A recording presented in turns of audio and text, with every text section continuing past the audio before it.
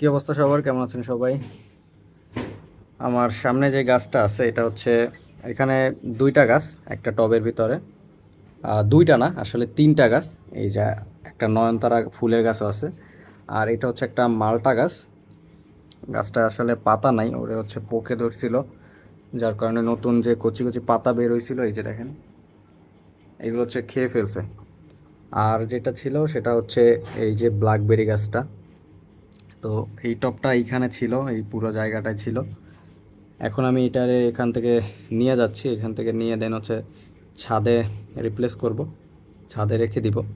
কারণ এই টবটা আসলে এইখানে রাখলে একদম সামনে পুরা বারান্দাটাই হচ্ছে জায়গা আটকায় ফেলে। যার কারণে চিন্তা করলাম যে ওরে এখান থেকে সরাইয়া তারপরে ছাদে কোনো একটা জায়গায় রাখি আপাতত। আপাতত না, ওইখানেই ও ফিক্সড হিসাবে থাকবে। আর আমি আমার বারান্দাটা একটু নতুন করে সেট করতেছি, যার কারণে একটু ঝামেলা হইতেছে। তো এই যে ব্ল্যাকবেরি গাছটা, এটা কিন্তু আমার কাছে প্রায় 1 বছরের মতো। খুবই ছোট ছিল, একদম খুবই ছোট। তো এখন মাসাল্লাহ অনেক বড় হয়েছে। আর যারা জানেন তারা তো বুঝতে পারবেন যে ব্ল্যাকবেরি হচ্ছে দুই দুই প্রজাতির ব্ল্যাকবেরি আছে। একটা হচ্ছে গাছে কাটা থাকে না, আর একটা প্রজাতির গাছে হচ্ছে প্রচুর কাটা থাকে। তো আমার কাছে যেটা আছে এটায় প্রচুর কাটা।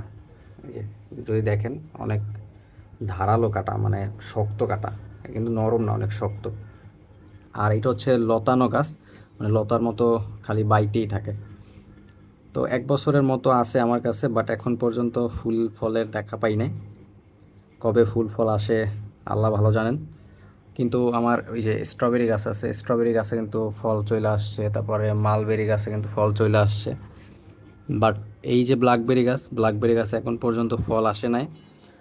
তো দেখি সামনে ফল আসলে আপনাদের অবশ্যই আপডেট দিব। এখন এইটাকে নিয়ে যাচ্ছি ছাদে। তো ভিডিও এই পর্যন্তই আজকের। আর ওই যে পাখি ঘুমাইতেছে। তো ভালো থাকেন সবাই, আল্লাহ হাফেজ, টাটা।